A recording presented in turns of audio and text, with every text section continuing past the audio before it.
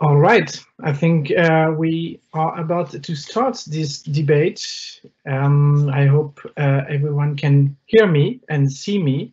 I wish we could be in the same auditorium on the ULB campus, but unfortunately, I think we're all aware of the current circumstances that forbid such a situation. Welcome. My name is François Balat, as you can see on the slide, and I will be moderating this session today. Who am I and why am I moderating is just a few points to explain before I introduce our distinguished speakers. I am an alumni of the Université Libre de Bruxelles. From the Political Science faculty and the Institute of European Studies. And I'm currently have the pleasure to sit in the board of the Alumni Association, which is called in French Union des Anciens Étudiants de l'ULB, ULB-UAE, and which is weirdly translated in English on Google Maps by the Union of Veterans of the ULB. But let me assure you that we are not old fighters, but dedicated to contribute to the debate and the life of our university or alma mater. Today we have this debate on reinventing international student mobility. It's quite an impressive task to do today, and let me start by saying such fresh air today after spending I think most of the part of my day watching CNN and social media. And so I'm very happy to switch to on a topic and stop calculating which states go where. Don't see the difference between blue and red anymore. So today we're going to be together for the next 2 hours. We have our speakers there, and also we have a quite a large audience. To my knowledge, the numbers are more than 200 registered to the last count I had. We are spanning over 40 countries. So it's quite impressive. It's great to have such a large audience. And we're going to be together to discuss a series of topics. Let me start introducing the different speakers I have, and I will go from the bottom of the list to the top, so you will understand why a bit later. First of all, I have with us Anne Wemberg, who is the Vice Rector for External Affairs and Development Cooperation of the ULB, and also I think in charge of Civis Alliance. I've seen her on the camera, so I think she's perfect. Then we have Isabelle Majewski Anderson, which is the head of the Study and Work Away Service at Edinburgh Global, University of Edinburgh, and representing the UNA Europa Alliance. So we have already 2 European University Alliance there. We have Kostis Giannidis, president of ESN, the Erasmus Student Network, so a youth organization representing Erasmus student chapters across Europe. Very, very active organization. Very happy to see them here. We have Therese Zang, Deputy Director for the Higher Education Unit of the European University Association. And we have also, well, we don't have yet, but I have been assured that she was unaware. We have Sofia Eriksson Waterskot, Director for Youth Education in Erasmus Plus in the European Commission. She will join us any minute now. So over the next 2 hours, we're going to go through a series of topics, but let's just understand. I believe that Sophia joined us, so I'm sure she'll appear on one camera and one microphone very soon. Very happy to have her with us. And let's start setting the scene and why we're having this discussion. We all know the importance of student mobility in Europe, what role it plays in the European project, what contribution it has to society, what innovation we can see in this field, with the most recent additions being the European universities, and we'll come to this point a bit later. But as a lot of things in our lives over the past 6, 7, 8 months, if I still recall correctly where we were, a lot has been challenged, and with the start of the pandemic, the global pandemic of coronavirus, it stopped a lot. We have seen students being repeated, education switching fully digital. So it has been, let's say, blurring many lines about what is student mobility, what is international student mobility today in Europe and in the world. Let's not forget that crises don't happen in isolation. It's not a new reflection that we are having about international student mobility. It's not just COVID that is bringing that on the table. We are, the world is becoming more digital. We have, let's not forget it, a very looming climate crisis that makes us question certain models and habits that we have had over decades. So this is also something to bear in mind. So today, the question is quite simple. We are facing a choice.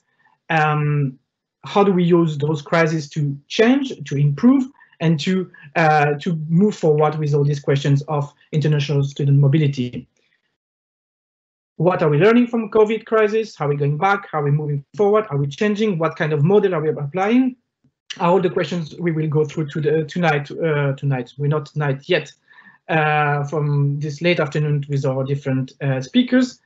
It's very important, and I think it's very the spirit of the ULB is to be constructive and optimistic about what we discuss. There is a very fundamental principle in the value framework of the ULB is the libre examen. It's like the free examination. I have never fully found a proper English translation, but I'm sure people at ULB have it.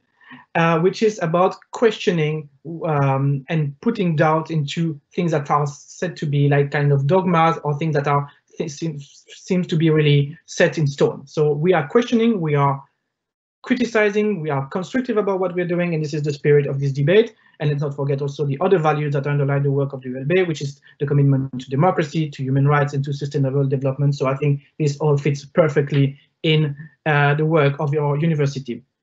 We will have a series of topics tonight, which I will moderate through. We have a series of questions. We will discuss the impact of COVID-19 on student mobility. We will discuss virtual teaching and virtual mobilities. We will discuss the role of European universities. We will discuss inclusion. We will discuss the new Erasmus program. And from all of this, we will try to draw good lessons, good conclusions, so that we can all go back to the drawing board and improving what we are doing. This discussion does not happen in isolation between the speakers and myself. You are also very much welcome to use the Q&A chat bot that is available on this platform, as shown on the slide right now. And we will make sure to bring all the relevant questions to our panelists. So without further ado, I'm going to switch to the first topic, which is the impact of COVID-19 on the international student mobility. And this will be our starting point for the discussion that we will have for the next 2 hours. So I will ask a series of questions to our speakers, which is an opportunity for them to, let's say, have a short impulse statement. And I will start with Therese, maybe, and asking you, first of all, welcoming you into this debate. Very happy to have you on board. And to ask you, how do you think universities have handled this crisis? What kind of measures you have seen? What kind of impact you have seen since the beginning of the crisis? I'm first unmuting myself. Hello, François. Hello, everyone. Nice to meet you virtually and nice to be here for this debate. Thank you very much for inviting me. So without further delay, to get into your question about how universities have handled or responded to the crisis, perhaps there are 2 points I would like to make. Unsurprisingly to all of you who have lived in this world since March, the first one would be the switch to digital, and the second one also basically the restrictions to international cooperation. That is one of the main direct consequences from the crisis. So the first point about digital. Well, as you all know, we basically massively switched to online teaching like overnight, right? And we, by chance, I have to say, EUA had a project, and we still have a project on digitally enhanced learning and teaching. And we kind of included also in a survey some questions about how this has been done in the COVID-19 context. And what we found out is that 95% of over 350, I think, respondents, universities across Europe, have actually said that, yes, they pivoted to distance learning throughout the whole institution during the crisis.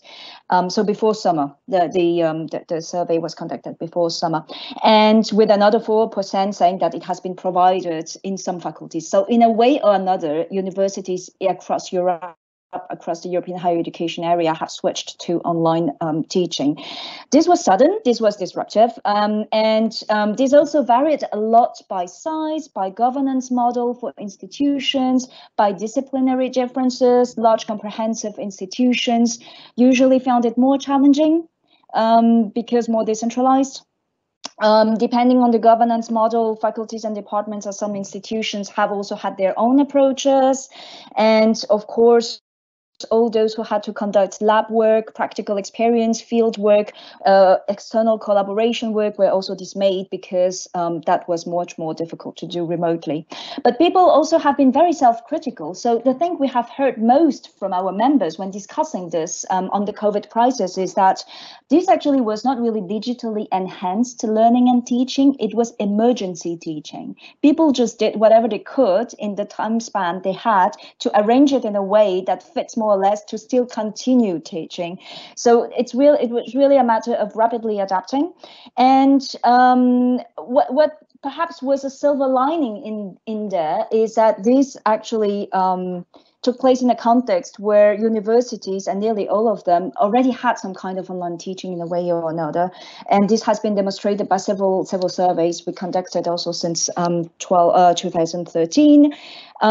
Most of time as blended learning, so not necessarily as fully online programs, but in some way, some place at institutions, there has been some kind of blended online learning. So of course, there are huge differences in terms of take up, take off, availability, infrastructure, and most importantly about skills, teacher skills, but also student skills.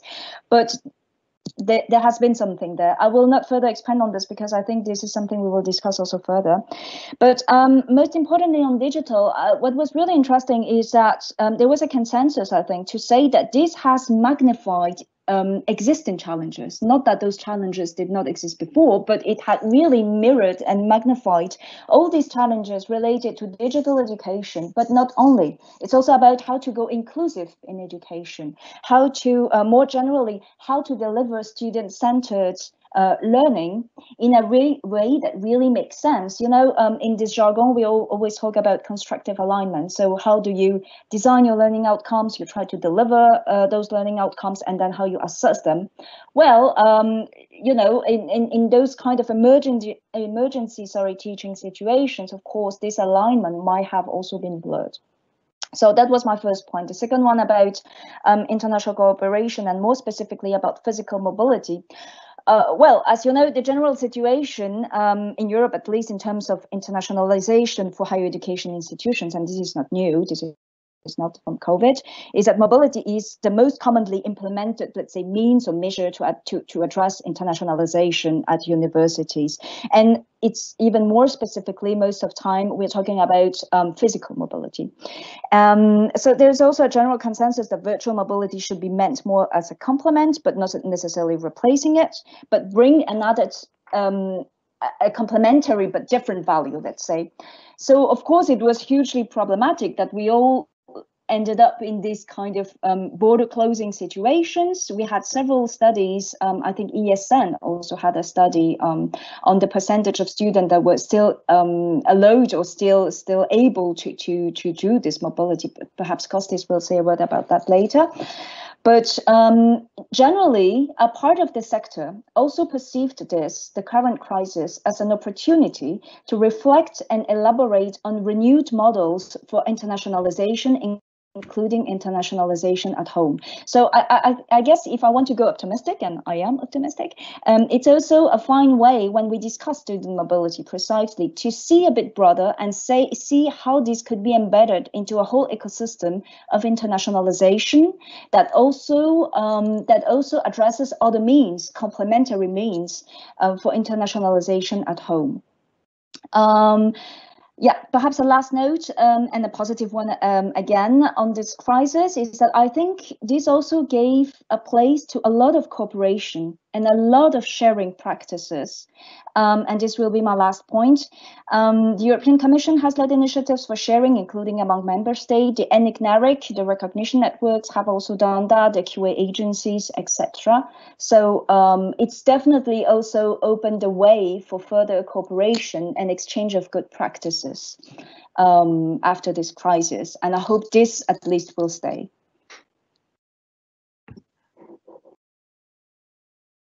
Thank you very much, Therese, for this very first comprehensive overview of the challenges that we've been facing. Let me now go to Anne Wernberg from ULB. What concrete impact have you seen on student mobility and challenges at ULB? Maybe you can give us some insights about this.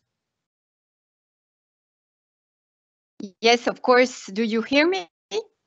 Yes. Yes. Okay, perfect. Thank you so much, François. And I must say that I'm very happy to be here to have this very interesting discussion. So you asked me to be a bit more concrete, and especially about maybe features or number in terms of student mobility at ULB. Well, if we speak about the spring semester, so of last academic year, what we saw is that, well, around 330 students were planning a stay abroad or were already abroad when the crisis started. About half of these students continued their mobility abroad in their host university, so either virtually or physically, if I may say so. 166 students came back to Belgium, pursued their exchange online, and only around 8 students had to interrupt their stay and cancel their exchange. So, and I must say that most of them were at the very beginning of their stay abroad. So all in all, well, it's very few students who had to cancel their mobility.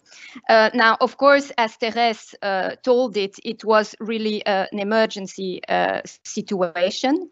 And so our priorities were, of course, to ensure the safety and well-being of both our outgoing students, but of course also of our incoming students. So we really tried to keep in touch with all students, and try also to inform them on a very regular basis of the options that were at their disposal, and also including remote psychological counseling. One of the challenges was, of course, to support them with repatriation if needed. And we had, of course, to collaborate with especially the Belgian authorities, and we had also to support students financially sometimes. Our main priority was also, of course, to allow the students to continue their academic programs. And in this respect, we had, of course, to ensure flexibility.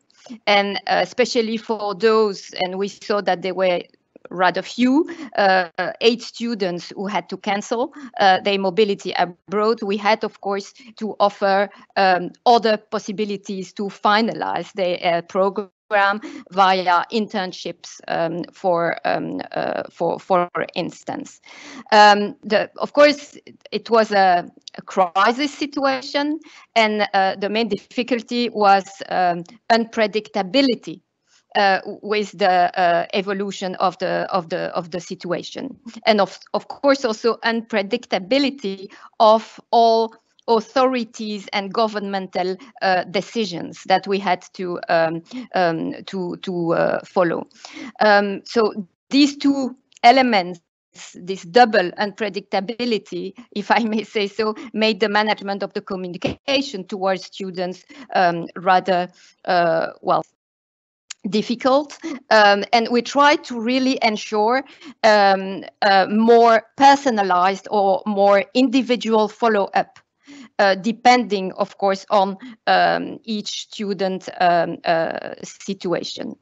So I don't know if you would like me to speak also about the current situation, or maybe you would like to tackle this afterwards. We will come to those points a bit later, and I will also want to hear from other speakers now. Okay, maybe just one point. I would like to go in on the same line as Therese, saying that, of course, we want also to see, this sanitary crisis as an opportunity. So it gives us the opportunity to reflect further on many issues, but we will come back to this later on. Thank you. Thank you very much, Anne, and definitely something that we'll keep reflecting throughout this session. Now going to Isabelle, and maybe hearing from you. We have heard the situation from Wilby over the past month. Maybe from your perspective, we are now in the so-called second wave. What's the situation on your hand? Thank you very much. I'm delighted to be here, and hope everybody is relaxing over the Zoom conversation, and no doubt we'll have lots of opportunities to interact. But let me just give you a very brief overview of what happened in the previous semester. So this is when the pandemic happened, and very similarly to Anne, we obviously recalled students where it was safe for us to do so, and where they have the opportunity and indeed the means of transportation to return back to Scotland at the University of Edinburgh. But what we then decided to do, and in terms of numbers, just to give you a sort of perspective, we have about 1,500, 2,000 students who go abroad to study or work on a range of different programs. So it's quite a significant undertaking. And I have to say, and I'm sure I would echo the experience of others on this call, that we have really perfected our emergency response protocols. We've now had, unfortunately, very much honed our skills in that regard. But in terms of numbers, we then implemented first a cancellation of all semester one activity, outbound cancellation. And given the overwhelming student response, we then introduced more flexibility with regards to students who have a mandatory requirement as part of their degree to spend time abroad.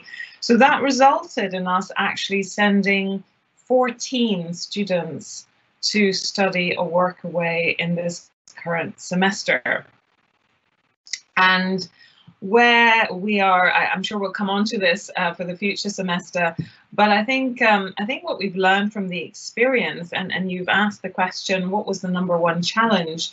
I think the number one challenge was managing student expectations, because we all work incredibly hard and we're committed to providing these transformative opportunities for students to have a period of physical mobility. And of course, the disappointment, especially for students with modern language degree programs, the disappointment that they're not able to proceed to go abroad, to practice their language acquisition skills, and the realization that is going to be highly unlikely in this next period also. I think that sort of careful management of student expectation has been challenging.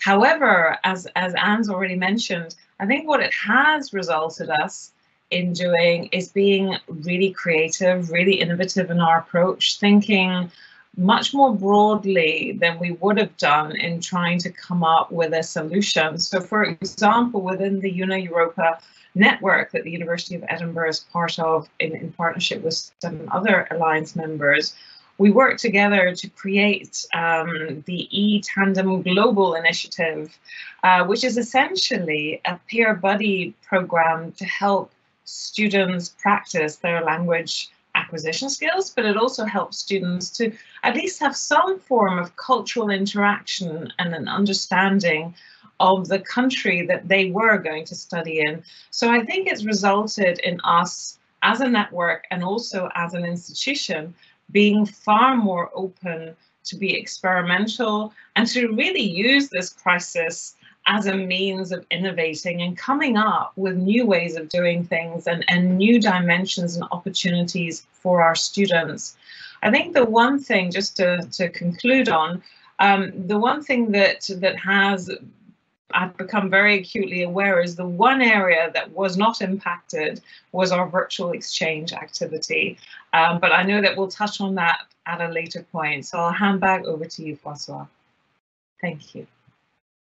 Thank you very much, Isabel, for this perspective. Maybe now I'm going to Kostis, the president of ESN, who can maybe give us the perspective of students and from the network of Erasmus, who has been very supportive of all students abroad. How have you seen students experiencing the crisis? We know you have had this survey, and how are you looking at the current situation now with the pandemic still on, and how we organize student mobility nowadays? Yes, thank you very much, Francois, and many thanks also to the ULB University for inviting me in this lively discussion. I will try to paint a little bit the overview and the impact of COVID-19 on a European level. So, for example, Anne shared the information about ULB, but I think it's very useful to see like a broader picture. So, for example, I can provide the numbers of the Erasmus Plus program because it's more tangible and more easy to count. Every year we have around 350,000 students that they are going abroad through the Erasmus Plus program in order to spend around, let's say on average, 6 months abroad. And as you can imagine, this opportunity of being abroad through Erasmus Plus for many students is actually something that they're doing for the first time in their life. So maybe it's the first time that they are leaving their own country and they're going to a foreign country. So it's very challenging for them to leave their comfort zone and go abroad. And they do so because they want to experience this transformative power that the Erasmus Plus program has. Now, imagine that those students who are already challenging themselves to take this big step, imagine them being in the middle of a pandemic. So it is very stressful.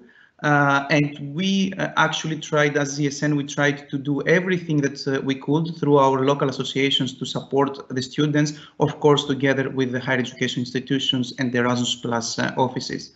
As you and Therese mentioned, we launched a survey back in March, so basically at the beginning of the pandemic, in order to capture the situation, to see what is the exact impact of coronavirus. And through the survey, we managed to gather around 22,000 responses from international students, which is a quite big sample. So we're very happy that they were eager to give us their input. And we saw that 2/3 of the students who were on Erasmus, they continued their Erasmus. However, only half of them, they continued their Erasmus from their host destination. Half of those students, they returned back, so they had to continue their Erasmus through online means. Now, someone can question this, and we can, for example, ask, is this a real Erasmus? Is this a real experience of, leaving your host destination, going back to your home country and following courses online? Perhaps the answer that we can give and the answer that we got from the students is that no, it's not the real experience. So the impact was unfortunately very big. However, I saw also the responses from another survey that the European Commission did, where they asked the students who had the opportunity to continue their Erasmus online, and the students mentioned that they really appreciated that they were offered this opportunity of continuing through online classes. However, from the side of ESN and also from what we got from the students, we don't want this situation to be an excuse of replacing physical mobility with online means, because we understand that now it's very important. It is a very good solution to tackle this situation. So in the future, we want online learning to be complementary to physical mobility, as Therese mentioned, and we are very glad to see that the European Commission proposed a new types of mobilities, which is called blended mobilities. However, we want to be, at least from the side of ESN, we want to urge caution, because we believe that terminologies like virtual mobility should not be maybe used, because they're giving a different impression. Because for us, mobility is only when you leave your country and you go to another country to live the culture, the experience, to make new friends, and so on. So maybe we should work on this terminology and refrain from using virtual mobility. At least this is what ESN believes so. And this is only to safeguard the physical mobility and make sure that this will remain in the future when we go out from this unfortunate situation. Yeah, and this is my final remark. Thank you very much, Kostis, for this perspective as well. And now I'm turning to Sophia from the European Commission, and who I think is the last person I had in-person meeting with since February 2020. So Sophia, very happy to have you on board. And can you tell us maybe the perspective from the European Commission point of view? What has been the main challenge, and how does it fit also in the overall work around the European education area? With pleasure. Thank you so much, Francois, and thanks for inviting me to this panel. It's a real pleasure to be here and also discuss the very pertinent and timely topic in these challenging times.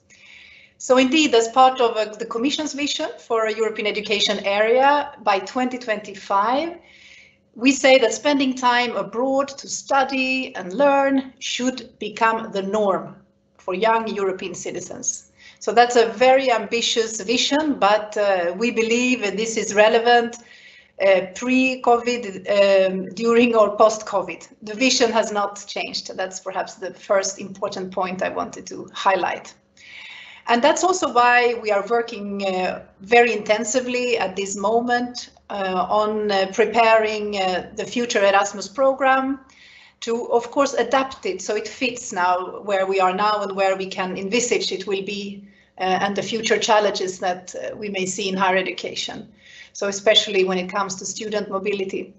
But indeed, as previous speakers have highlighted very rightly and extensively, the spread of COVID-19, when it started intensifying in spring, we saw that this had a huge impact on mobile students.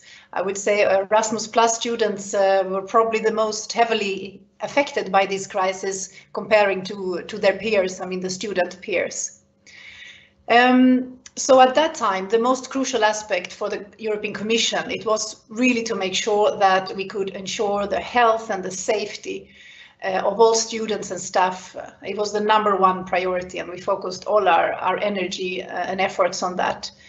And we try to follow closely the situation in each country, and we try to be in close touch with universities, with students, and of course with our implementing bodies, the Erasmus Plus national agencies.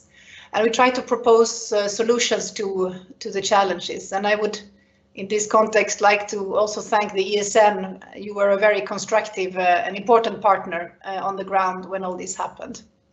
So what we did, we ensured flexibility in rules and used the so-called force majeure approach to allow that exceptions could be made to the rules, so to say, and ensure that a safe return for mobile students could happen, that we could imagined recognition of the online learning that pursued, and that of course the payments of the grants for ongoing and planned exchanges could still be made. And we made a real effort also to reimburse additional costs related to the pandemic. So of course now when we try to take a few steps, it's difficult to take any steps back because it's a learning period still. But I think what we have seen so far that of course the temporary measures that we took somehow have become much more permanent than what we could envisage, and nobody really knows how long this will go on for. So we have to adapt to the new normal, and this is the situation we're all in. Nobody has the reply really.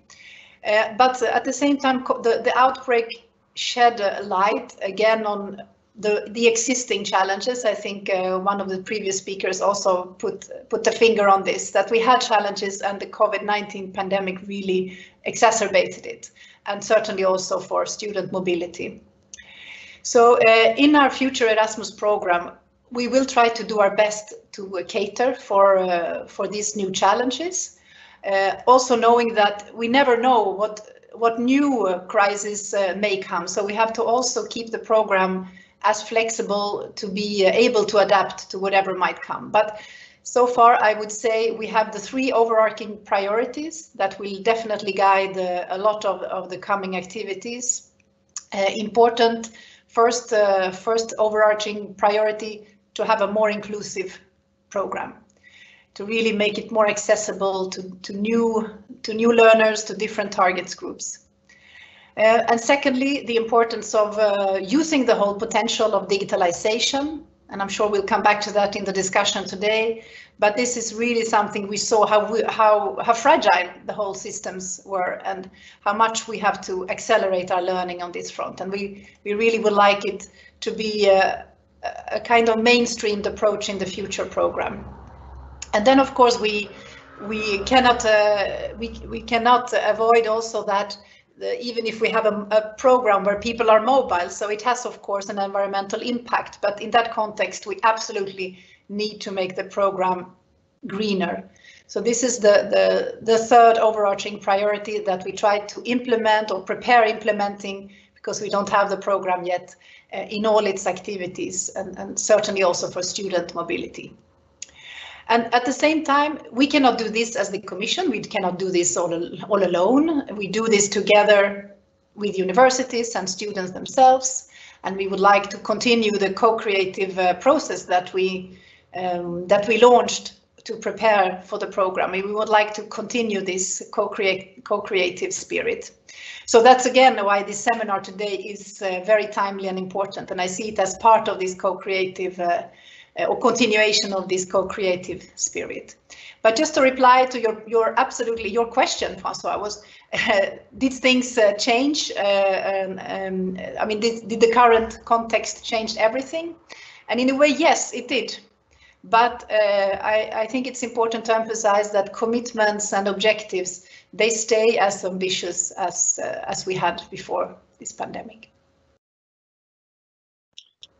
Thank you very much, Sophia. And now I will give back the floor to Anne, but also we're going to start bridging to the next topic on virtual teaching and virtual mobility. So Anne, I know you want to react now, but I'm also going to give you some more material for reflection and for answer.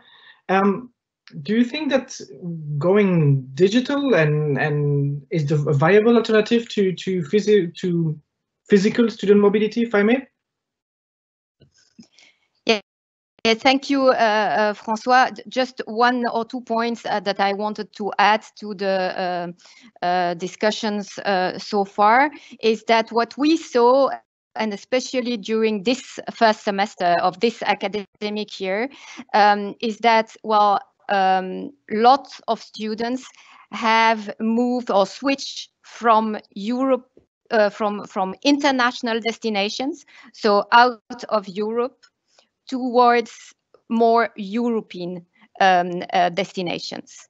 And this is, well, an interesting trend to note, we think. And of course, I would like to confirm this challenge that was already mentioned, that, well, our challenge now is really moving from handling this as a crisis management to integrating this constraint into more structured mobility opportunities. And I think we have a lot of lessons to be learned. And one of the lessons, and I'm talking especially here towards ESN, but not only, is the really useful collaboration with students associations. Students associations, ESN, but also, well, other associations have been very, very important to handle the challenges and difficulties in supporting students and so on. Yesterday, we had an evening we organized called Fighting November Blues for incoming students who can, of course, well, be confronted with important difficulties, especially because of the sanitary context. And so we organized this online event with a quiz, with exchanges, together and in collaboration with Students Association. This is only one example of this very precious and useful collaboration with Students Associations. And also another lessons to be learned is, of course, the growing solidarity between partners, between universities, and including within European alliances. But we will come back to this later on, I suppose. So coming to your question about well, virtual teaching and virtual mobilities, in our view at ULB, virtual teaching and virtual mobility cannot as such replace physical or face-to-face learning and physical mobility. And here we agree completely with what was said earlier. So it should be, as was already said, seen as a complement, but a very useful complement. And of course, in the same way that we do not want Zoom and Teams to be the only way we teach to our regular students, we do not want our students to experiment and experience abroad virtually only. Of course, it's very necessary to experience the culture, to experience the atmosphere of the country itself. However, virtual learning is an opportunity. It has an added value for all students, international European students, but also regular students, and especially, of course, when physical solutions do not offer a certain advantage or are not possible. And certainly among the advantages, well, we have, of course, the advantage of reaching out to new audiences. Well, it allows virtual possibilities allow, of course, to access new contents. So it allows an extension of the available courses or of the programs offer. It offers also more opportunities to students with physical mobility issues, and we would like to insist on this. It is also a means to combat or counter exclusion, and it allows inclusion. And I'm thinking especially, of course, about students with financial problems, but also with family responsibilities. Now, of course, but I will maybe stop here and come back later on in the debate. now, of course, the question is, of course, how to grasp this opportunity fully. I think we need really a sound and profound reflection on the right balance to establish between the virtual learning and face-to-face learning, right balance between virtual and physical mobility. And we launched such reflection within ULB, but also within our Civis alliance. But I can come back to this later on. I will stop for now. Thank you very much, Anne, for this reflection on what's the right balance. Maybe we could hear from the student perspective now. And Kostis from ESN, do you have some insights? What's the appeal of students towards virtual teaching, virtual mobilities? What can you tell us about this? Yes, thank you, Francois. I don't have many things to add. I think Anne gave a very nice overview of the situation. I can say that in the survey that we launched in March that I mentioned before, we had a few comments from students saying that doing your international exchange online, it's not what they have signed for. So for them, it wasn't the same thing because they went abroad with let's say perspective of experiencing the local culture, learning a new language, getting together with new friends, and generally to experience the socio-cultural integration of the country. So for them, this was not possible through the distance learning or online learning. We haven't done any survey so far in order to take the input from students in general. How do they feel regarding if they prefer physical mobility or virtual learning or distance learning and so on. We know only what we have heard from our local associations and from the students directly, and we very much agree with the previous statements that virtual learning cannot replace physical mobility.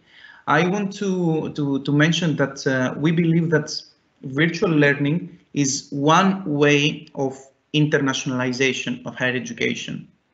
There is another way, which is student mobility, and we have to separate those two things. Both of them are they are contributing a lot for the internationalization in general, but virtual learning for us, it's not mobility. So if we put them under the basket of internationalization, it's fine. However, we need to have a distinctive line when it comes to this.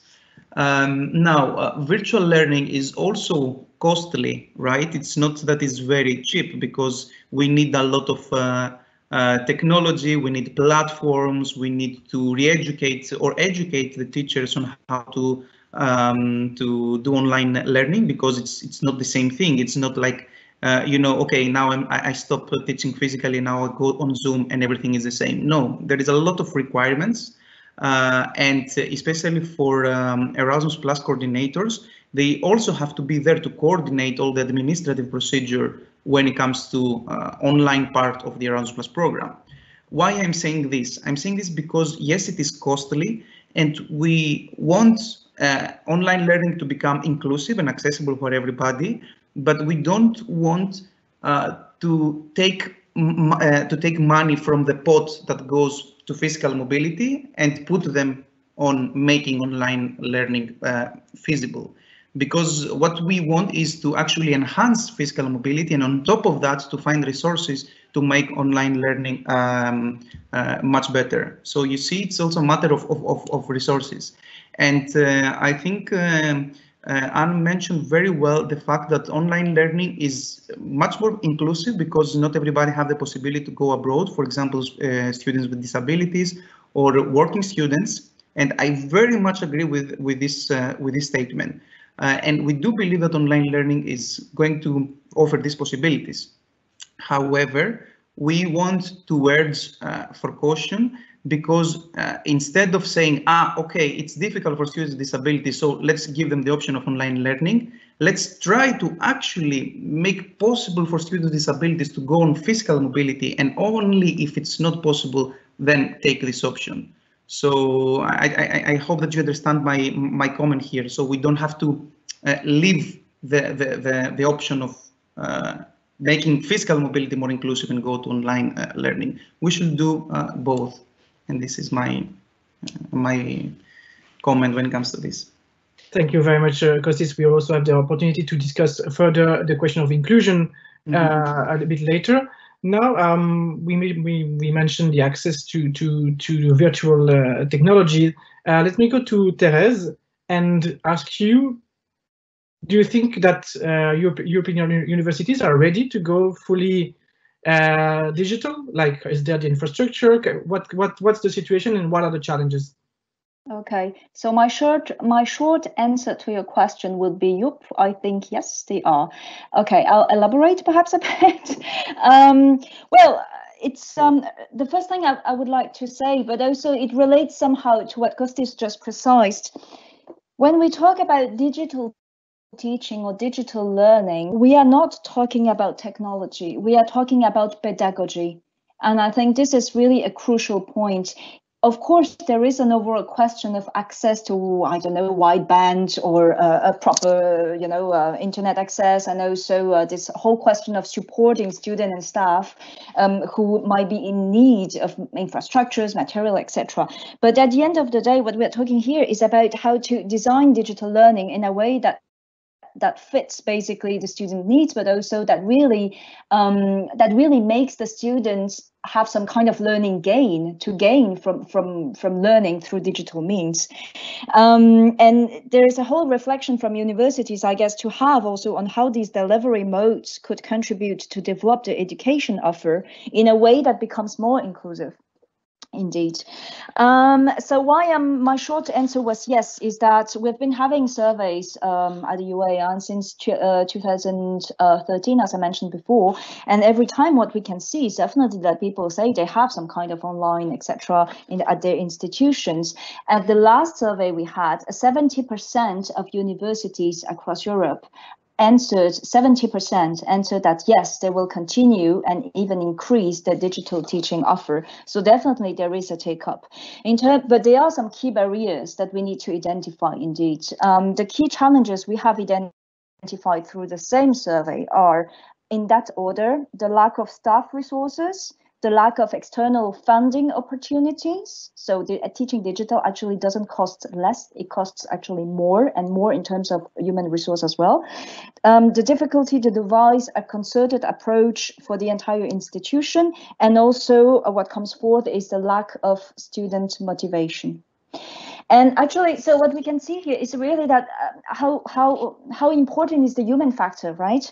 I can also refer to another survey conducted last year in 2019 by the National Teaching and Learning Forum in Ireland. Ireland, that is not exactly a country I would define as lacking of digital infrastructure, etc. Right? In that survey, actually 70% of academics in Ireland said that they have no online teaching experience so far. So there is really a question of training of skills to address here, and this is something I guess we can also do by further increasing cooperation, exchanges of good practices, etc., etc. Did you want me to comment on virtual mobility as well, or not yet? That's very good for the moment. No, it's okay. Time is flying, so thank you. Thank you, Therese. Next, I'm gonna go to Sophia, if I may, to hear from you a bit from the vision of the European Commission when it comes to the digitalization of student mobility, and also if you have any reaction on what you have heard from the different panelists on what's the view of the EU institutions there. Yes, no, they're very interesting topic. Or focus on this. So no, just to say a few words on how we see, let's say, the future of student mobility, and with the wording blended, digital, virtual, and so. No, for sure, if we look at the future Erasmus program, one key aspect will be that we will have more digitalization, but that's a very broad concept that can be applied to different parts of the activities. But part of the objective here is to make the program simpler and more accessible. So yes, we see there's a stronger digital component in terms of student mobility, But it is, I think it has been said, one can say it in different ways, and colleagues have said it. It's a way of enhancing the student experience, is to broaden the menu of opportunities. And I think there's absolutely nobody who would claim that we should replace physical mobility with digital mobility. I think that this is in a way a false debate, because nobody claims that. I think what is important here is, well, we can all recognize that physical mobility is the norm, but we have to discuss together how to make these broader opportunities of adding a virtual element to make it possibly a blended mobility, how to make that as valuable and rich experience as possible. Because here we are in really learning times, and it's an accelerated learning, but nobody really has the perfect recipe. So we have to also accept that perhaps we are not perfect now. And we have heard so many stories of difficulties with connections, platforms, and as I think also Therese mentioned, the lack of adapted pedagogies. Of course, this is what we have to take with us and learn from this crisis and do the best. So I would say that indeed physical mobility is the norm, and we all want to go there, but we should not fall into the trap of seeing the blended mobility or the virtual part of it as something less valuable if we manage to enrich it where it should be and where it fits with the needs of a person and the willingness of a person to do it. Of course, I think the physical mobility should always be possible, and the program in that sense, being more digital and more inclusive, will of course allow for whatever situation a student might be in, that as much as possible will provide incentives so a physical mobility is possible. If it's not possible, we should also offer a valuable alternative. So for that reasons, we have already now conceived more flexible types of mobility. We have integrated this in the preparation for the future Erasmus program, and the so-called blended mobility format is fully part of it. We don't really use the terminology of virtual mobility. I agree this is not in itself perhaps a valuable term, and it can be misunderstood. We are more keen to use the blended mobility terminology and virtual cooperation. Somehow I find this is more positive language. So let's say we have to always consider the aspects of inclusion, let's say the preference of the person, and also going together with more innovative and collaborative ways of learning and teaching. And for that, again, nobody can do this alone. I think we have to put our sources together and try to have a collective evidence-based approach to understand what works best. And perhaps in half a year, 1 year time, we will know much more than we know today. So in your spirit, Francois, and the spirit of ULB, I stay very optimistic on this note. Thank you. Very good. Thank you, Sophia. And I think a very interesting point of the importance of words, what kind of perception they carry. I think it's very key. And now I'm going back to Isabel to hear her views on this, about the virtual mobility, virtual teaching in balance with physical student mobility. Are we going back to normal once the crisis is over? What's the trend according to you? Thank you very much, Francois. And the short answer to this is no. I think things will dramatically change, and I'll explain in a moment why. But just if I may, for a moment, just pick up on a comment that both Kostis and Sophia talked about, and that was the terminology that we're using, the virtual mobility concept. And it's really interesting because, again, within the Europa Network and also the Alliance and also within the University of Edinburgh, we've actually moved away from that terminology, and we use what we define as virtual exchange, bearing in mind what Kostas said about physical mobility and actually being physically in the country as opposed to a virtual experience.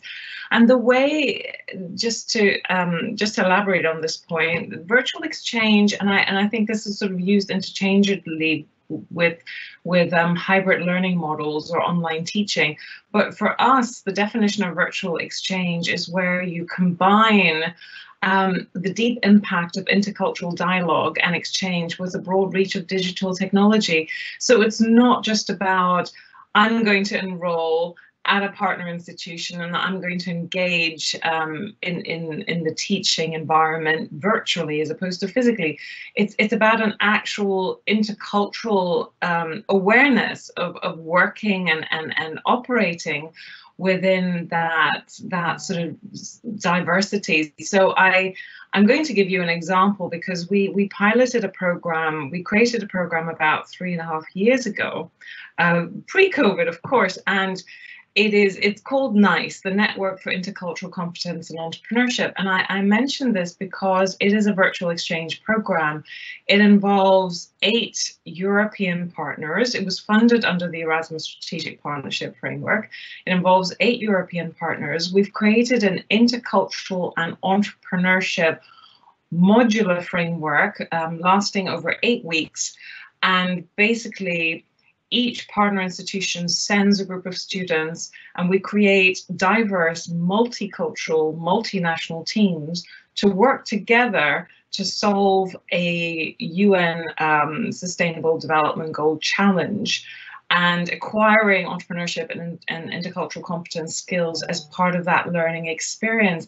And I think that's really powerful because they're acquiring learning, but they're working in transnational teams, having to obviously use technology, but having to grapple with understanding the intercultural differences, acclimatizing to those, and really equipping themselves with the employability skill sets that are going to be important for their future. And so we've done 2 iterations of this program and had continuous student feedback. And this is something I also wanted to make the point on, and that is that virtual exchange for the future is here to stay. And the reason why I say this very confidently is because that's what our students are telling us. We did a survey last year to our University of Edinburgh student body, asking them, what are the barriers to your international experience? Are you able, how can we identify those barriers and how can we overcome them? And besides all the standard responses you would expect, financial barriers, cultural barriers, the ability not to travel because there are other commitments such as work or caring responsibilities or disability limitations, another real key message was we want to be empowered to have more diverse range of opportunities. And I think virtual exchange could be a real powerful precursor to an actual physical activity or to a blended activity, because a lot of students, the reason why they don't participate is because they might come from a socioeconomically deprived background. Coming to university might be their first experience of travel. The prospect of then embarking on another international experience might be extremely daunting. So virtual exchange is empowering. It gives the ability for students to explore that intercultural dimension, but in a safe environment. And I think that's why I believe that virtual exchange is here to stay. And I also fundamentally believe that it's hardwired into our virtual, our mobility for all strategies and agendas, certainly within the University of Edinburgh, but also within other institutions in the Europa Alliance. I think we're all very wedded to the prospect of finding ways to create a more diverse range of opportunities and portfolio, and that should include virtual exchange. It should include a blended opportunity. So for example, on behalf of the NICE program, we do have a physical summer school, which this year, of course, turned into a virtual summer school experience. But that will now lead to future physical mobility opportunities for students. So I think we should see it as a continuum, as part of the diversification of opportunities for our students, and as a means of empowering our students, bearing in mind that they are extremely climate conscious, and therefore I think the whole sustainability agenda also fits into that. I'm conscious I probably need to wrap up there, and I'll hand back to you, Francois. Thank you. Thank you very much, Isabel. I know that Kostis would like to make a very short comment, but I'm also going to bring up a question from our audience because I think it's very relevant in the discussion that we are having, because also in terms of example. you know, the question is that in some fields of studies, it's very difficult to consider digital activities. Like if you think about medical schools, or I don't know, chemistry or this kind of thing. So how do you see, or do you see, is there anyone who wants to react on this balance of virtual physical elements there? But first the floor goes to Kostis, and if anyone then wants to jump on this question, let me know, and otherwise we will also move on. Thank you. Thank you, Francois. I just wanted to follow up very briefly from what Isabel said. So first of all, I'm very happy to see that Europa stopped using the term virtual mobility and went to another direction, which is very nice. I think virtual exchange is it describes better the situation indeed, because it is an exchange of information, exchange of knowledge, which is happening virtually. This is something that we also agree. I'm afraid, though, that the term virtual mobility is used a lot in the context of the European University Alliances, and many of the alliances are using this terminology because, as we all know, the objective is to reach 50% of mobility. And now the question is, what type of mobility are we discussing? Are we discussing about physical mobility, or we are discussing about virtual mobility? And this is why we believe that we should not use this term, because it's confusing. I know that 50% is really optimistic, so we might have to change our indicators, but then it's better to say, okay, 20% physical mobility and 30% virtual exchange possibilities and so on. And this is the last I wanted to mention. Thank you, Kostis. Anyone would like to reflect on the question from the audience? Does not seem to be the case, but I think it's worth reflecting and shows that there are limitations to going digital. Now let's move on. Francois, I can very briefly mention for the comment from the audience that it is true that the cases that now we see from this question is what we call state-regulated professions. And for those state-regulated professions, it's already very difficult indeed for students to go on mobility, because it's difficult to recognize the degree, and it's difficult to take some elements when you go abroad. So indeed, this is already the case, and it's very difficult. And I cannot imagine how this can be done in an online setting. I don't have the answer. I just wanted to mention this. Thank you, Kostis. Anne would like to react very briefly. Yes, also to the question that was raised in the audience, I think it shows very well that virtual learning is not a solution, of course, in every situation, and we should really reflect on the parts of learning, on the parts of learning where virtuality, if I may say so, is advantageous, possible, or not. And I wanted just to add one point about the importance or advantage of blended learning and blended mobility. We already tackled the difficulty for the administrative staff and for the academic staff.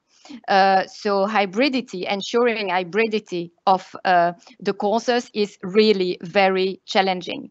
It's already very challenging to, adapt the contents of the course from, face-to-face courses towards digital learning.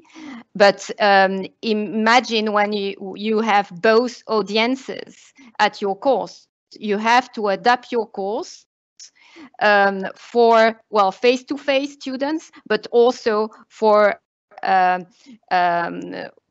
virtual students, if I may say so. So following the courses with a distance. So that's a huge challenge for the teacher to make it attractive in a way for both audiences. No, very good point. I think all of us who engage in debates and discussions past 6 months, if not more, and switching to virtual, have realized how much it's difficult to pass a message and to an audience while sitting behind our desks. Now we're going to move up to the next topic, which is the role of European universities, and which is a new element in European integration, launched by the European Commission, but initiated by President Macron, and at the summit in 2017 in Gothenburg. It's a kind of a new brick to the world of European education policies. And my question first will go to Sophia from the European Commission here. Like, where do you see the role of the Commission there, the coordination with the member states? Where do you see the role of European universities contributing to this reflection on reinventing international student mobility, especially in view of COVID? Yes. I mean, the European University Alliances, it is a very, very ambitious initiative. It's about creating systemic structural cooperation that I don't think we have seen it yet before. Really an in-depth cooperation between participating higher education institutions, and also the ambitious in terms of what we want the alliances to achieve. It's very high, be it in challenging times or not. First of all, to bring together a generation of new Europeans that are able to cooperate across borders, across languages, across disciplines, and actually contribute to tackle the most pressing challenges Europe is facing. And at the same time, on the institutional level, create these links that will allow for much more easier and seamless cooperation, be it from creating European degrees or even having a potentially a common legal statute. I mean, they are really a very ambitious agenda that the alliances are working on. So in this context, of course, also mobility is very ambitious. And you have mentioned the 50% mobility target. It is something set as before the pandemic, but again, this will not change. And I think that the 50% mobility as a bottom-up initiative that the European University Alliances is about. We are, as the Commission, give incentives, and of course we try to set the level of ambitions with the support, but in the end it's also the alliances that will define how actually they will implement it. And we see the 50% mobility is as a target is seen as very ambitious. I mean, of course, in the current context, but even beyond, I mean, without the pandemic, it was very ambitious, knowing that currently we have, at least in the Bologna process, we have a 20% target, which is not at all achieved. So 50% is ambitious, but also we have to see this as a long-term target, and we don't expect the alliances to achieve this in the first pilot, which lasts for 3 years. But we see what is happening now. I said it's a bottom-up initiative, it's a pilot, and of course we will assess and we will look into the lessons learned when they have been given a little bit more time. But we see there is a quite, well, it's an interesting picture so far that a lot of alliances are actually looking into, I would say, either physical or blended mobility to reach the 50% target. And again, it's a long-term target, but this is where we see the development going. So, and I would like to just on that as well, I think it was one of the comments that we didn't really look at, that even if in the beginning of the pandemic, it was somehow seen as mobility is interrupted, and it was because nobody really knew. What we see now that there is a bit more of a willingness to students to actually go on mobility, because it is possible as long as the borders are open, of course. But if we are talking about a European context, but I must say that perhaps even on a global level, it has been easier. It is possible to be mobile in this context, and I think we see already some examples, be it in the European University Alliances or beyond, that mobility, it tends now to happen because we have gotten a bit used to this situation and people know how to be careful, and they still do not want to sacrifice this experience. So having said that, I think we are looking very let's say with a big curiosity and quite impressed, I must say. I'm coming from an earlier meeting today with many of the alliances. The work that is ongoing is simply impressive. And I can take so many examples, but we talk about mobility here, but I also see a lot of work on more shorter term credentials. We talked a lot today about micro credentials. So this is also something which is interesting to combine perhaps with the broader menu of physical and virtual exchanges, or however we want to call it. So just to, I would say, let's keep the curiosity and the attention on the alliances, and I'm sure we will learn a lot from them. Thank you very much, Sophia, and I agree that these European universities are really laboratories and hubs for innovation and to rethink the way we have been doing things. There is a lot of potential. Let me go to the actors of the European universities, so maybe to hear from Isabel here. What role do you see playing European universities in the current reflection on student mobility? And it was thank you very much, Francois, and very interesting, Sophia. I'm delighted that you're echoing sort of some of the positive work that's coming out of the alliances at this time. And I think certainly within Europa, we have always, right at the start of the alliance, actually, and I'm sure Kostas will find this amusing, but within that particular alliance, we've identified a sort of target of 50% physical mobility and 50% virtual exchange. So we've been highly ambitious, and as Sophia rightly pointed out, we're just at the start of our journey. So it's going to take us a little bit of time to build up that momentum. But I think we've certainly developed a framework for virtual exchange development, and it was interesting to see that very early on in the COVID-19 crisis, there was an immediate sort of willingness to identify ways that we could open up and create virtual learning opportunities for our students and make them accessible much more directly to our Europa Alliance members. So I think that's been a real positive development. What we still need to work on, however, is identifying how we attribute either credit or other forms of recognition. And Sophia just mentioned micro-credentials, but we also might want to consider ways of recognizing either extra or co-curricular virtual exchange opportunities, bearing in mind the definition that I sort of alluded to before. Interesting, we've recently had an example of an Edinburgh graduate who has recently spent a year at Unibo. And it inspired her so much that she actually won the Best Documentary at the Scottish Film Festival and landed a job at the BBC. And her short film was called Dolce Caledonia. Really sort of exciting to see that. And it just reminds me, and I think it's helpful for all of us sometimes to have, the insights from the students where they capture and she herself captured the experience over the course of the year and highlighted the impact that transnational education had.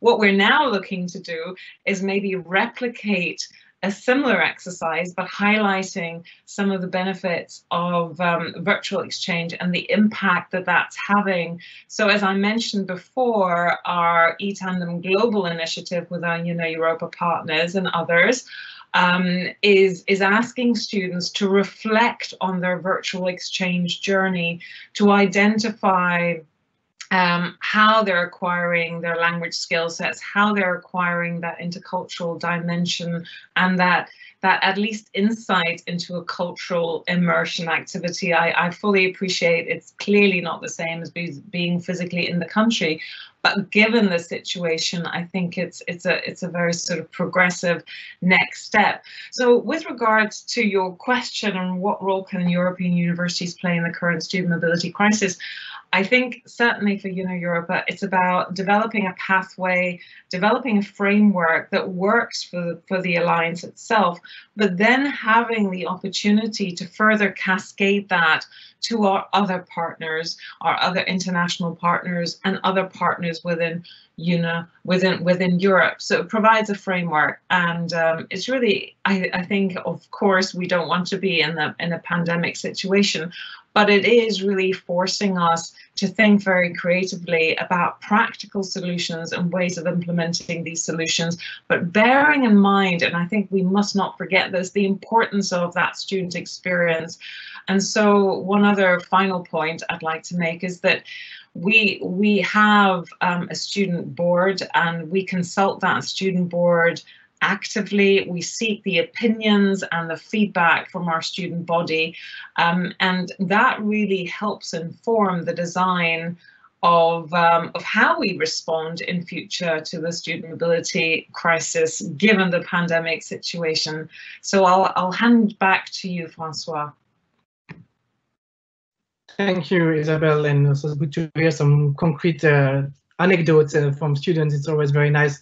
I know that Therese would like to react on this, and then I will give the floor to Anne to have the perspective from ULB and the Civis Alliance. Thank you, Francois. Actually, it's a reflection, but that somehow imbricates a bit into what Isabel just said.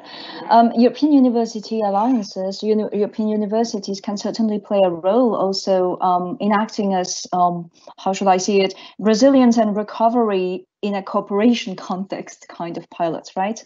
How universities manage to cooperate has become so high on institutions, but also on policy agendas in this regard. What I would like to comment on is that we should not forget that there are different levels and forms of cooperation that contribute to mobility in a diverse way. So I'm sure ULB does not only have mobility agreements with universities within its European university network, right? I think it's quite important to keep that in mind, because this is a way also to think for one institution, to think about the overall offer for the students. It's important also that the support provided and the mobility programs take this into account. I mean, the different ways mobility can be valorized, both within European universities, in conjunction with them, but also outside of them, in a complementary way. Yeah, that's all I wanted to say. So more than 2 words, but still a bit brief, I hope. Thank you very much. That is very, very useful and interesting. And you have the floor. Yes, thank you very much. Well, in the line as a follow-up of what has been said, I think that for me, the 2 key words I would say also about European alliances are trust and solidarity aspects. And of course, the COVID-19 crisis has put this forward in a way, and has showed this very clearly. For the first time, we are pooling really resources together and promoting collaboration over, I would say, competition. And this is, of course, very important. Of course, European universities are the labs of tomorrow, because they enable us to experiment, to test some ideas in, I would say, the comfort of a smaller partnership. And before, of course, then upscaling potentially these solutions. And of course, trust is easier, I would say, to establish in a smaller group of partners than with a wider group of partners. And what we have seen, especially within Civis, the Civis Alliance, is that, of course, we have a lot of projects and working on very different types of mobility, short-term mobility, summer courses, mobility with 3 or 4 partners, etc. I will not enter into the details of all of these activities. But I would like to insist on the fact that within Civis, the exchange of best practices is really key. And also, well, within Civis, because of the trust and solidarity and so on, we are able to ensure a bit more flexibility, maybe than with some other partners. Of course, we encounter, well, difficulties. Especially when it comes to the establishment of joint degrees, we can be confronted with difficulties and especially legal barriers or legal problems. One more word about Civis, and maybe this will allow you to jump to the next topic about inclusion. The Civis Alliance, as its name shows, has a strong civic identity. So the idea is, of course, to promote European values and especially inclusiveness, gender equality, non-discrimination, and social equity. And of course, one of our aim as Alliance is to reduce inequalities. And so one of the reflections we have now among the partners of the Alliance is precisely how to ensure and guarantee better inclusion. Thank you. Thank you very much, Anne, for this perspective, and indeed very good to bridge to the next point of our discussion on inclusion. Inclusion is often something that at the very heart of any discussion on student mobility, if not at the very heart of every conversation on education fundamentally in our society. So obviously crisis has been the COVID crisis, but any crisis are bringing a lot of inequality and reinforcing exclusion, and we have seen that like what we are living through is putting a lot of pressure on people and excluding a lot of people from many points of view. But I will start with Kostis and the point of view from students, where to hear from him what are the perceived barriers, what kind of obstacles are students facing to really access student mobility. Kostis, you have the floor. Yeah, thanks a lot, Francois. I will actually refer to the data from the European Education Communication Area, which was launched like a few weeks ago, where we can see there that only 5% of European students benefit from the Erasmus Plus program. And I'm sure that there are so many other students they can actually benefit from it, because the opportunities that students can have through the program are many. Now, from what we have seen, unfortunately, is the fact that the Erasmus Plus program, the current one at least, does not enable so many students from disadvantaged backgrounds. If we talk only about students with disabilities, then we can see that we have only 0.14% students with disabilities who have been part of the Erasmus Plus program in the current one. In 2011 or 2012, I'm not remember correct. I don't recall. The percentage was 0.11. So in 7 years, we had from 200 students with disabilities, we jumped to 400 students with disabilities being on Erasmus. So this number is very, very small. And together with the Flemish Ministry of Education and CIHO, the Center for Inclusion in Higher Education, we are running a project, an Erasmus Plus project, which is called EPFIME, which is part of the Bologna process calls. And I'm very pleased to inform you that we are releasing a report where we will have a webinar next week on 9th of November, and we will present some recommendations and the outcomes of how we can make Erasmus Plus more inclusive. So yeah, in this report we give some recommendations, which it's actually very important. Now, when it comes to the other fields of inclusion, one of the main barriers still is the financial. Together with the European Student Union and the European University Foundation, we launched an initiative a few months ago, which is called Erasmus 500. And basically the aim of this initiative is to increase the scholarship that Erasmus Plus students receive nowadays.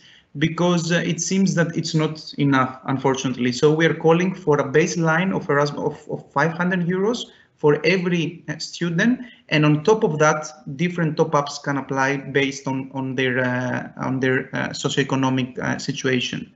And now that we're talking about inclusion, I want to make the link from before that there are some other barriers which are not linked to finances, but it's mostly structural barriers. So here, blended mobility actually is going to provide a solution. So students who are currently working and they don't have the chance to leave their work for 6 months, they can maybe opt in for a blended mobility where they can go for a short term, so for 1 week until 30 days, and then they can complement this with online learning. So these are ways where we can make the program more inclusive. And to wrap up, the main barrier still remains the financial. So this is why we need a larger Erasmus Plus budget in the future in order to support students. Many thanks, Kostis, for this overview, and also some reflections on where to go. Maybe we could hear from Sophia and where the European Commission sees its work and to improve inclusion in those access to programs. Yes, with pleasure. And I think Kostas has put, of course, some good ideas on the table, and I think that we are definitely working on them. Just to say that we had, of course, I mean, inclusion, we are talking about this already for some time, and it is a current challenge in our policies. I would say it's a challenge for the whole higher education sector. It's about who enters, who participates, who, and so on. But of course, we also see it from our programs. And again, coming back to the pandemic, we could see that this issue was somehow exacerbated because of the pandemic. So it's absolutely essential that we are catering for it. And you refer to, Kostas, you refer to the European Education Area communication that the Commission tabled the 30th of September. It was part of a package. It was also a digital education action plan, or an updated action plan. And you will see there that inclusion is a guiding principle, I would say, for basically all of the initiatives. Because we see it is a real challenge, and it has been an exacerbated challenge because of the pandemic. So whatever policies and programs we are putting on the table will have a very, very strong inclusion factor. It's really a guiding principle for us. And we already mentioned it in the previous topic. Inclusion is part of the ambitious objectives of the European Universities Alliances, and we have very big expectations for the alliances to also come out as role models for inclusion. When we talk about the Erasmus program, you are right that we could definitely do better than we do today. Perhaps just to give a balance of figures, if we look at people with fewer opportunities, because this is also what we do, we have a broad definition of inclusion. For the moment, we have 11.5% of the participants overall in the program, or participants with fewer opportunities. It's interesting to see that we are doing so much better in the youth chapter of the current Erasmus Plus program. We have actually around 30% of the participants in the youth chapter of with people with fewer opportunities. So we can learn, I would say, overall the program, and perhaps the non-youth sectors can actually learn from the youth sector there. So I'm sure the higher education sector can, we can gain some insights from there. So what have we planned? We have taken a very ambitious approach. I mean, as part of our proposal for a legal framework, but here we really aim for also very concrete operational implementation that will encourage a more inclusive program. So this is a broad menu we have proposed, and you will see inclusion also goes not only on the individual participants, but it's also the types of exposure that we want young Europeans to have. So we also want to go beyond the higher education. Let's put it like that. We are giving a higher budget share for vocational students and school pupils to also start early on and get a bit of a teaser of what Europe is about. And if they continue into higher education, perhaps this will also be an encouragement to also do an Erasmus student mobility. So we have tried to design each of the actions on the tables. We talked earlier on the formats. So that's one of the design, but there are more, let's say, more nuances of the design of the actions, to always kind of testing the design of the actions. Are they inclusive enough? And if we pass the test, we go on, so to say. Then indeed the financial aspect, very important. We are reviewing the grant, so we are grateful also with the, let's say, the visibility that the ESN and the colleagues are doing around this. So financial can mean, of course, the overall grant levels for all, but of course we also would like to give exceptional costs and provide possibilities for all to take part. We have also seen the benefit, and that goes perhaps what we can learn from the youth side of the program, the importance of outreach and use different multipliers. And we know how active youth organizations have been, and it has really helped. So there's also, and sorry for, I'm looking to your past here, Francois, but it's really a fact that the youth organizations have really helped in making the youth chapter more inclusive. So we are learning within the program from different sectors on the importance of outreach. And multipliers, it's important, and this can also be mobilize better our alumni, and I think ESN is a good partner in this as well. So I would say inclusion is top priority, and it has a broad, let's say, a broad set of actions. This is how we see it. Thank you very much, Sophia. And I think I believe like this point on inclusion is essential for any EU-led program in terms of engagements with citizens. This is the key to bring, I think, the citizens together. So let's continue there. Maybe not to hear from Anne on what's the position from the perspective from ULB and Sylvie's there. Yes, maybe quickly, of course, the financial difficulty is very important, as Kostis especially underlined, but also family situation. But what we see at ULB is also, I would say, different success rates of mobility among the faculties, among the departments, so depending on the disciplines. Well, depending on the disciplines, there is well, different trends, if I may say so, in the number of mobilities. And I think we should make sure that students do not self-exclude themselves from mobility program for a series of reasons we already mentioned. And so there is really an importance in finding solutions for students who usually would not apply for mobility opportunities. We launched a reflection now at ULB for pregnant students or students with family duties so that they can benefit from mobility as well. And one of the ideas we are discussing is to, well, mapping the universities, the partner universities, where there would be, well, possibilities to find creche easily and so on.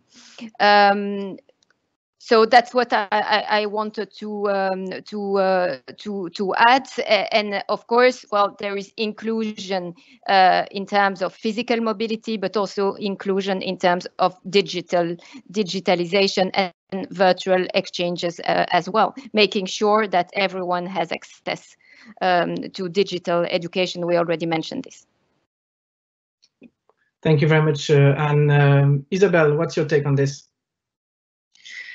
Thank you very much, Francois. And really interesting to hear the discussion. I think, as you were saying, the importance of inclusion can't be underestimated. And I think one thing, again, when we were surveying our students and discussions with the Europa partners, it becomes very evident that what drives inclusion, if you address the financial barriers and the other limitations that have already been mentioned, is the sense of confidence And I think a lot of our students who previously have not engaged, and we've asked them why they haven't engaged, they've said, I didn't realize it was something I could do. I just don't think I can go and spend a semester, a year abroad. I'm just afraid of travel. I don't own a passport. And it's really, I think it's reaching out to those communities specifically, first of all, identifying them, identifying the way that we communicate our messaging, the terminology that we use, ensuring that we're really EDI compliant, that we're embracing equity, diversity, and inclusion in the way that we're messaging. And it was very interesting. We, like I said, we had a sort of large-scale review of this last year with our student body. And one of the feedback items to us, we thought we were actually doing a very good job, which we are. But the feedback to us from certain groups was, the way that you're communicating is not speaking to us. The language you're using is not inclusive. You really need to think about how you're framing these opportunities and also directing them at specific groups, because we're sort of saying, we're mentioning inclusion, but there's specific needs of different communities, whether you're a widening participation student, whether you're a student from a Black, Asian, minority, ethnic group, a student with a disability, or a student from an LGBTQI group. They're all requiring just a little bit more consideration in terms of how we're messaging and how they're perceiving that messaging, and also ensuring that we're empowering them and confidence building. And when we said how do we do this? The answer was, you need to afford an opportunity so that students can co-create. They can co-create, they have the agency to actually design these opportunities. It's not something the institution is necessarily just creating, but there is an element of co-creation. And I think this is a really powerful message. And then just to sort of finally conclude, last 2 points. One is on the importance of reflection. And this is something, again, we perhaps underestimated the impact of reflection, the impact on the individual and harnessing that inclusion, but also the impact of that individual then cascading that message to others. So thinking of ways that we can build the reflective process in, that we can either build reflection in through a credit-bearing component, which is something we've done as part of NICE, but also thinking about how else we can recognize and celebrate that inclusion. And then one final point just to share, because I'm conscious that a lot of students obviously are stressing, are mentioning that financial limitations are a key barrier to inclusion. And so we obviously have the benefit of Erasmus funding, but we've also looked at this very creatively and have targeted philanthropic donations from our alumni community. And the final bit of interesting development, because I'm sure that when we are permitted to travel again, and it's safe for us to do so, we all book our flights. We accrue air miles. As an institution at Edinburgh University, we accrue air miles.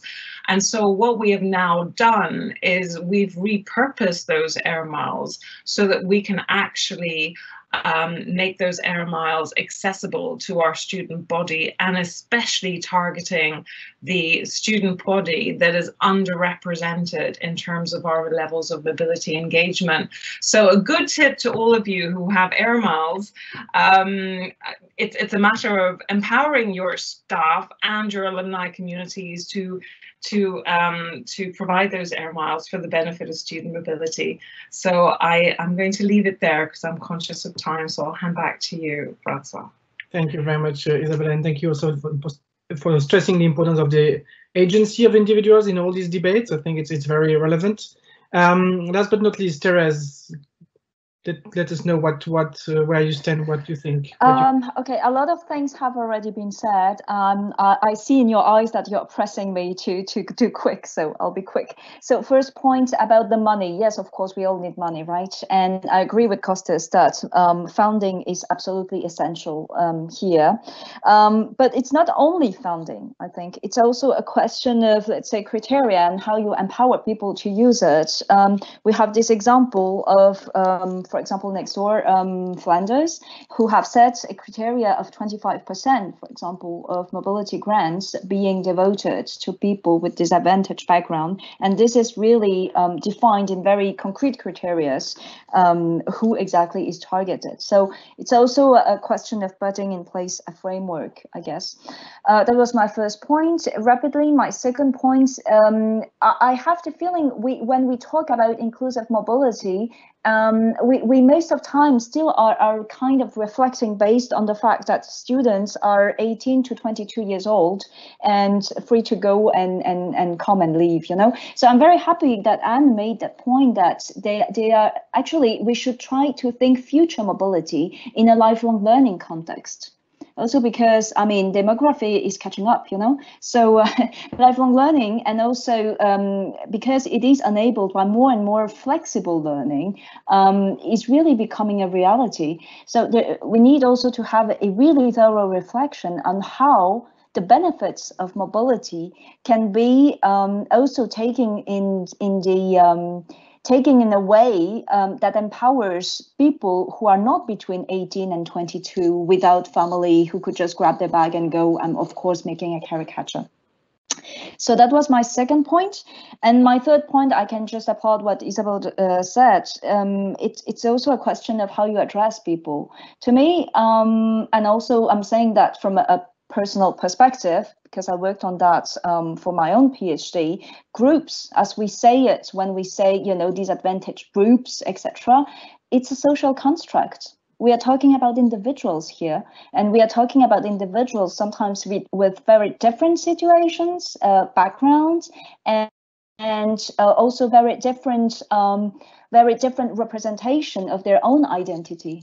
So the question is also how to address them in a way that that is open enough for them to take up the possibilities that they are without stigmatizing anybody. So yeah, I'm not answering any question, actually, I'm just adding questions, but I think I'll keep it here because you want to go to the next topic, right? Thank you very much, Therese. It's true that we could continue those conversations. They are opening so many doors, so many topics. I think the point that you just stressed about the importance of not stigmatizing individuals and putting them in categories is key in the debate on inclusion.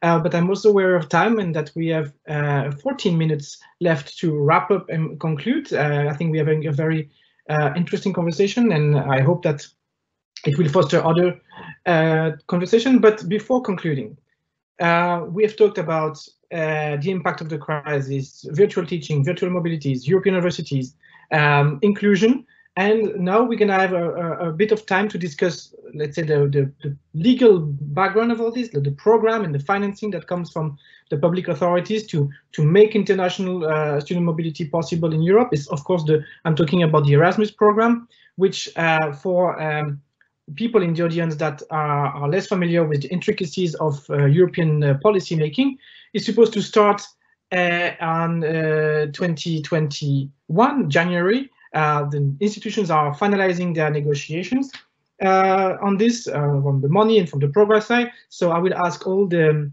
non-institutional actors of this debate to have one message about the future program, and then at the very end I will give the floor to Sophia from the Commission for a reaction. So first come, first served. Please go and make your message now and reflection on this. Who will go first? Okay, Therese, you won the race. Yes, I'm not sure if I'm a non-institutional person, but okay. So just one point, but I think Sophia knows what I'm going to say. Yes, the budget needs to match the new ambitions. really. And I know you know it. I know it's also the subject of a huge and intense bargain between different European institutions, so the Council, the Parliament, you, the Commission, etc. But to us, it's really crucial, because we know that, and in our evaluations of Erasmus, but not only, also of Horizon, we could really see with our members that there are so many good initiatives, good projects, which received good grades, but could not be funded because there was not enough budget. So I think it's the Erasmus Plus program, which is one of the most successful, really known achievements of the EU, still needs to be there and to be able to cater enough for diverse types of ambitions and also different types of cooperation. And this is really crucial. Thank you. Thank you, Therese. Very clear. Who wants to go next? Maybe Anne, you want to go next? Yes, thank you. First of all, I share Therese's point of view for sure. I would like also, well, to insist on the need to support the teaching and administrative staff with mastering digital tools. So there is, of course, and we have to fight against the digital divide among students, but also among academics and within the administrative staff. And another very quick point, support for inclusion is already, of course, in the Commission's proposal. But we need maybe to enlarge the concept and include other audiences with targeted support. And we already mentioned pregnant students, but students also with families, and students, of course, who do not have the needed digital equipment. Thank you. Thank you very much, Anne. Kostis, what's ESN's message? Well, I think I will say the same thing as Therese mentioned when it comes to the budget. It is true. I mean, in 2018, we were so happy when we saw the communication from the European Commission about the new Erasmus Plus program.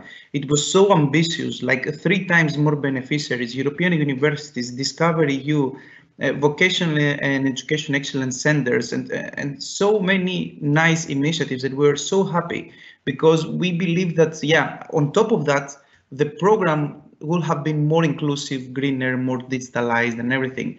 But where do we stand now that the European Council introduced some cuts? Is it still feasible to have the same ambition, the same targets? So if it's not, well, ideally we are relying on the European Parliament to actually push a little bit for the funding to be increased.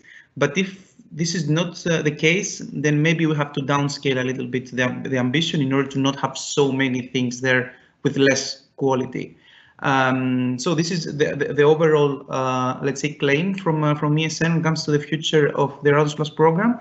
But also I wanted to mention that with the current budget that is on the table, we should also be very cautious when it comes to the types of mobilities. So in the current Erasmus Plus program, we have around 2 million students who have been on a student mobility, physical mobility, of course. In the new Erasmus Plus program, what we would like to see is that this number to be increased, so to have around 2,200,000 students for long-term physical mobilities, and on top of that, to have blended mobilities. So we don't want to cut the million of 20 millions in order to introduce blended mobility. No, in ESN, we want this to be an extra. And this is what we would like to see from the European Commission's proposal. Thank you, Kostis. Very clear. Isabel, you next.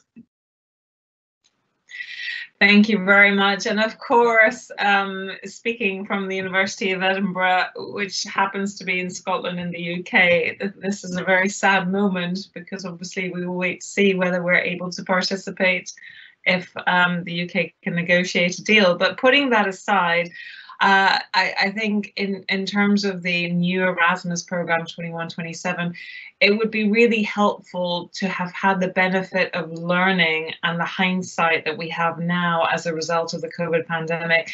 And what I mean by that is the ability to be agile, to be responsive, to be flexible, and adapt programs and initiatives depending on the needs of the situation, the needs of our student body. And in particular, I think, again, sort of reflecting on what students are commenting, I think making sure that within the new program, we have that diversity of opportunity for our students. And so what I mean, for example, is at the moment, exchange activity or other traineeship activities, there is scope where students could go, for example, and undertake a volunteering activity and receive credit, and for that strand to perhaps be incorporated. I know obviously there are already plans for short-term mobility opportunities, but I think it's just that messaging around agility and responsiveness and flexibility, and finding ways where, as I said, we can give our students agency to design their own opportunities as perhaps a new dimension to the program or an added component to the program, of course, under some sort of jurisdiction of the university, but as a mechanism just to really diversify and broaden the range of opportunities for our students. So I think I'll leave it there, given that we only have 5 minutes left. Thank you very much, Isabel, and to all of you, very clear messages. Sophia, what can you tell us about the future Erasmus program and building on the messages from the colleagues here? Well, let me first of all thank you again, if I can't take the floor another time, to thank the ULB and you, Francois, for so nicely moderating the session. It was a pleasure being here, and it was really nice also to hear the comments from the other panelists. You have put a lot of good points on the table in this last round, and I would tend to agree basically with all of them. And somehow I have good news, because it's in the line with how we plan the program and how we envisage the level of ambition, etc. We had talked already quite a lot about inclusion, so just to make the picture perhaps complete. We have also given a special focus, of course, on when we say people with fewer opportunities, and perhaps we don't always use the terminology, but we also want to attract the program to a more diverse set of students. And there, I think we are hoping that we will make the program more attractive also to more mature students, or students with a caring responsibility and so on. I think that's in the spirit of what we have to do with all our education system, that the lifelong learning component has to be part of all higher education institutions. So inclusion is a broad concept, and definitely will include also lifelong learning. I think also a good point, which we didn't touch so much upon before, was the matter of teachers and the teaching professors and teaching staff. Extremely important in terms of supporting them in this transition, actually in this digital transformation period, where we have high expectations of these actors. So I think the program is also there to support them and really try to build the capacity of for teachers and teaching staff.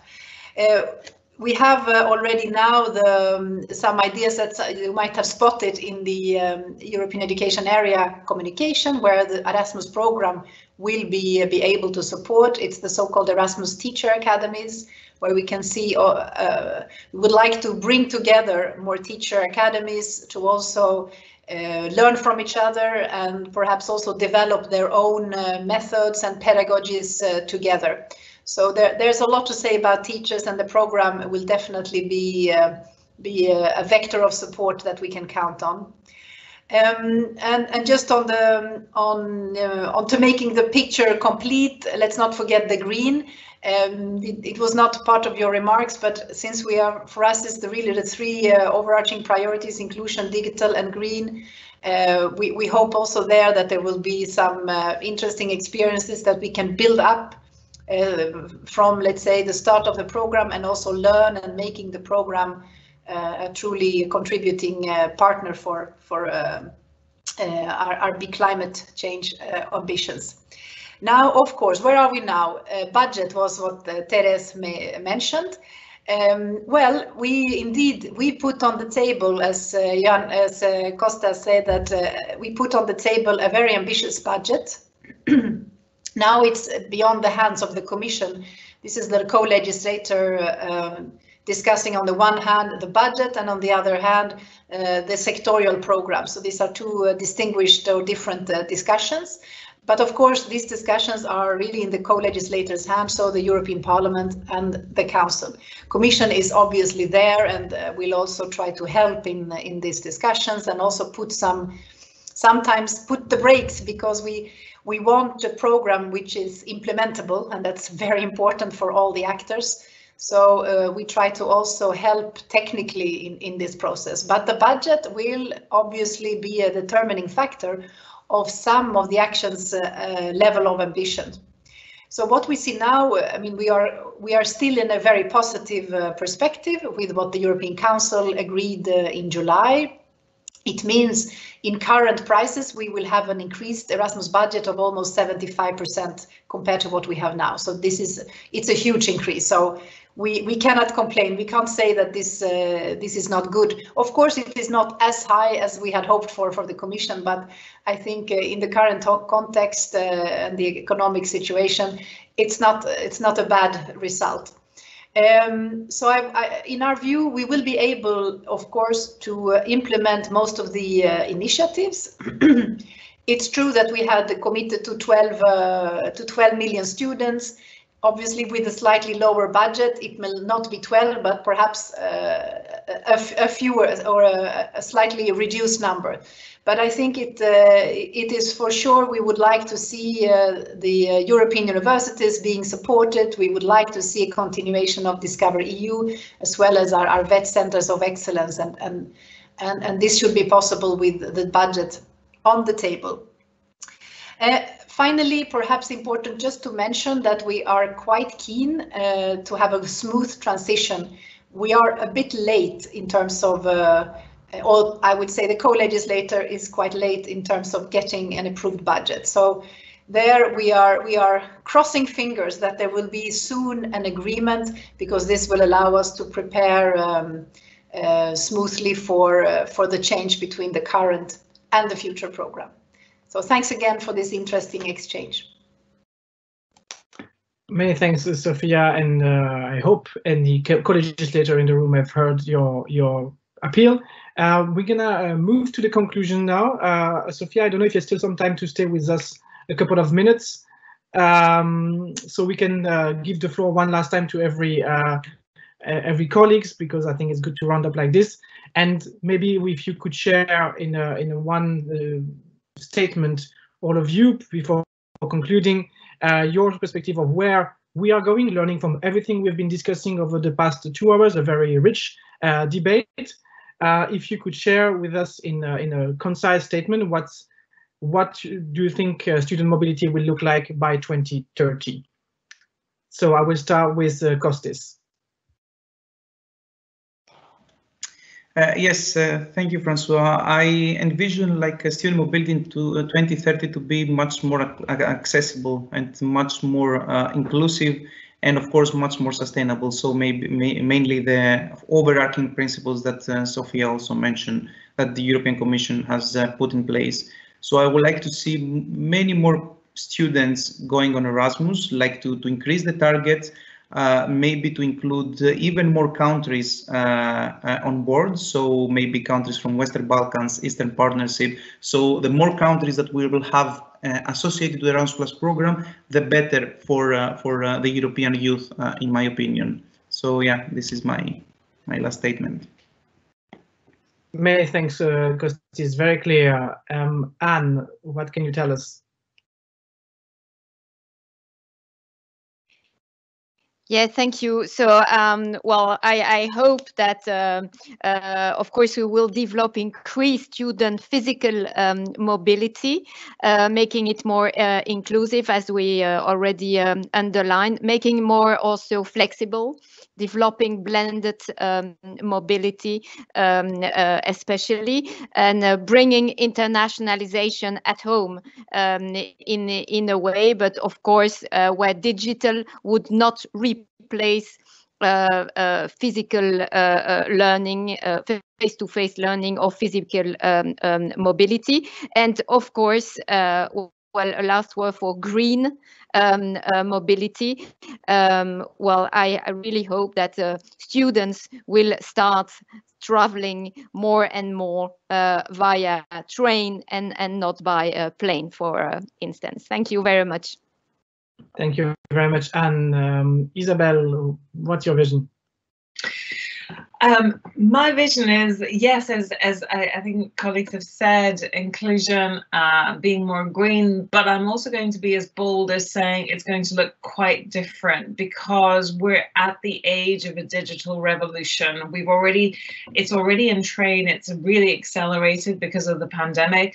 And I think we're going to be embracing things like virtual reality, artificial intelligence. So I think there's going to be an AI dimension to this, and I think it will be really interesting to see how perhaps sensory experiences can also be replicated. So I think it's going to be a really exciting new phase, and embracing the full spectrum of our technological capabilities to generate opportunities that we haven't even got on our radar. And I think, as I said, artificial intelligence, virtual reality, trying to replicate environments. Obviously, it's not the same as physically being there, but I think it's going to be a really interesting next step, especially if we can get the sensory component developed. And I know that a number of organizations are obviously working on that at this time. So I think we'll watch the space, but it's an exciting and very diverse time ahead. Thanks so much, François. Thank you, Isabel. Sophia, what can you tell us beyond what's already in the plans of the Commission? Well, sorry to be a bit repetitive, but perhaps this is the moment to bring us back to where we started, that the European education area ambition. I think this remains the ambition for student mobility 2030. And I'm sure we have come along, or some perhaps even a significant part of the way on its ambitions. It's really to ensure that all European learners can have a mobility period abroad, that this should be the norm for all European learners. And the vision then for 2030 is hopefully that the future Erasmus program will have had some effect and impact on having these three guiding principles as top priorities over the years. So inclusion, digital and green. And let's stay positive again and optimistic in the ULB spirit, that we are learning a lot from the current crisis. It will make us stronger. It will for sure make us more resilient, and perhaps also more innovative and creative in finding solutions to upcoming problems that we are not yet aware of, that they will come our way. So thanks again for this discussion. Thank you, Sophia. And last but not least, let's hear from Therese. Yes, I'm going to be an old soul. I'm sorry. I'm just going back to basic for my statement. I think mobility can only evolve as an articulated element of institutional strategies for internationalization. And by internationalization, I mean also Europeanization, let's say. So anything that goes beyond national borders. So how would the institution want to and sees itself internationalizing in the future?